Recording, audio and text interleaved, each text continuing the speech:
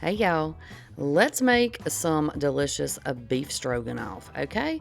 So to start out, what we're gonna do is put about a tablespoon of butter in our pan, and then we're gonna add a tablespoon of olive oil because we need a little something to cook our onions in, right?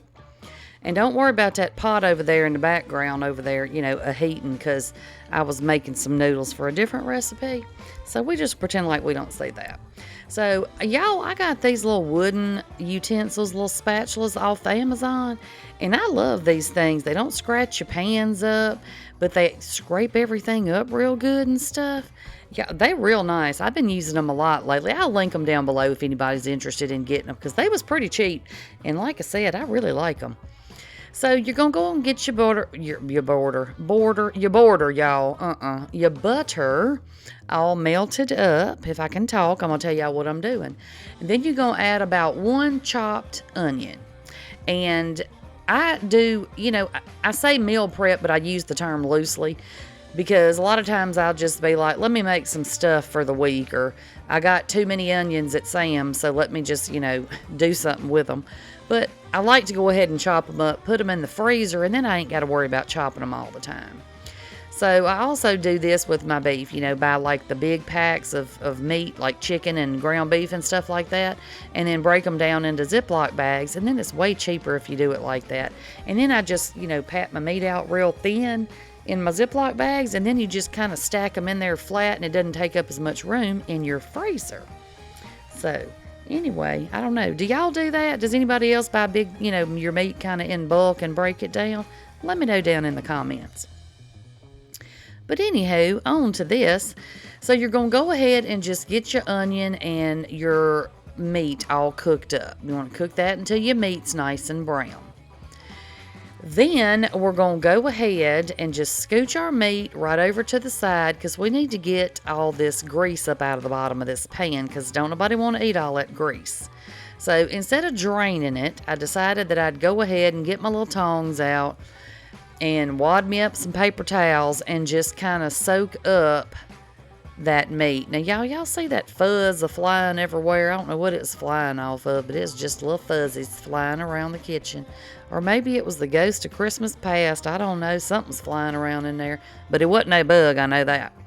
So anyway, you're going to go ahead and soak your little grease up. And this is real convenient, y'all, because you ain't got to move your pan and worry about burning yourself. And you don't have to worry about where that grease goes, when you drain it. So anyway, once you get your meat all drained, we're going to go ahead and add in about 2 teaspoons or so of garlic, however much you like garlic. And we're going to just cook that for about a minute until it's good and fragrant. We want to get it cooked, but we don't want that garlic to burn because then that's going to be bitter, and don't nobody want to eat bitter garlic. So you're just going to get it mixed around real good. Then we're going to go ahead and we're going to drop in about 3 tablespoons of butter because we're going to kind of make a roux. I mean, we're going to do what, kind of the basics of what makes a roux, but we're not really making a gravy or anything. But just do it, y'all. Just trust the process. So about 3 tablespoons of butter, let that start melting good, and then add you in about 3 tablespoons of flour. And we're going to mix that around for a couple of minutes until we get that flour taste cooked out of there, because you don't want to eat raw flour because, bugs maybe. And you don't want to taste raw flour because that just don't taste good. So, them little brown bits that get stuck on the bottom, y'all, that's the good stuff. But right here, when we add our beef broth, this is when we're going to get that up. So make sure when you add your beef broth, and this is one of those 32-ounce containers, dump that over in there, and then take your little wooden spatula or whatever you're cooking with and scrape all them good brown bits up off the bottom because that's all that flavor, and you don't want to lose that. So get it stirred up real good. And then we're going to go ahead and add in 1 can of cream of mushroom soup. And y'all, am I losing my mind? Did cream soups used to be thicker than that, didn't they? I mean, am I just remembering that incorrectly? I feel like they used to just kind of plop out of the can, and now they just kind of more liquidy. Is it just me? Have y'all noticed that? But anyway, I don't guess it matters. So then we're going to go ahead and just add in some salt, some pepper, some garlic, and some onion powder. Just get that all added to your pot. Then we're going to go in and get that mixed up real good. And then you're going to want to bring that to a boil, which is pretty much almost at a boil now. But make sure you get it to a boil because we're going to need to add our noodles right over in here. And this is one of the reasons that this is such an easy recipe. We do every bit of it right in one pot. So it's a lot less dishes to wash, y'all. So once our liquid has come to a boil, we're going to go ahead and add in about 3 cups of egg noodles. And mine, you know, I put my noodles, I kind of dump them over into a big container, and I had some little ones and some big ones. So if they look kind of wonky when you see them, don't worry about it. Just pretend like you didn't see it and it's all normal. But it's not real noticeable anyway, so it really don't matter, you know.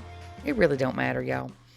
But anyway, we're going to bring them noodles to a boil, and then we are going to put the lid on this, and we're going to let this simmer until these noodles are done. I think I probably did it for maybe about, I don't know, 7-10 minutes, but stir it frequently so your noodles and stuff don't stick.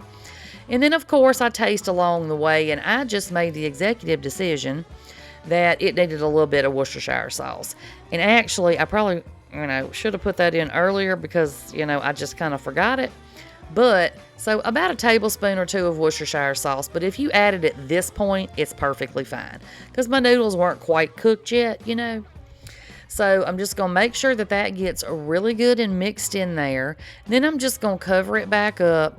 And I'm going to let it sit, let it cook, you know, until my noodles are done. And pretty much all of that liquid has been absorbed. Okay. Then, you can say there's still a little bit of liquid, but don't worry about that. So at this point, we're going to go ahead and turn the fire off, and we're going to add in our 1 cup of sour cream. And you're going to want to make sure when you get your sour cream in there, mix it in really, really well because, you know, it's cold sour cream going into this hot pan, these hot noodles, and you don't want it to clump up and kind of curdle, you know what I'm saying? I don't know. I'm not a big fan of sour cream when it's by itself. I don't mind it cooked in stuff, but I don't want to bite into a hunk of sour cream. You know what I'm saying? So just go ahead and get your sour cream mixed in really, really good. And then you're going to pop the lid back on this and just make sure, you know, if your burner's still hot, like you got an electric stove like me, take it off of the hot burner.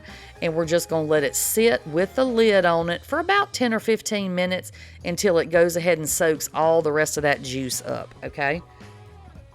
And that is it. It's so easy, y'all. And of course, I had to sprinkle, you know, just a little fresh parsley on there for some garnish.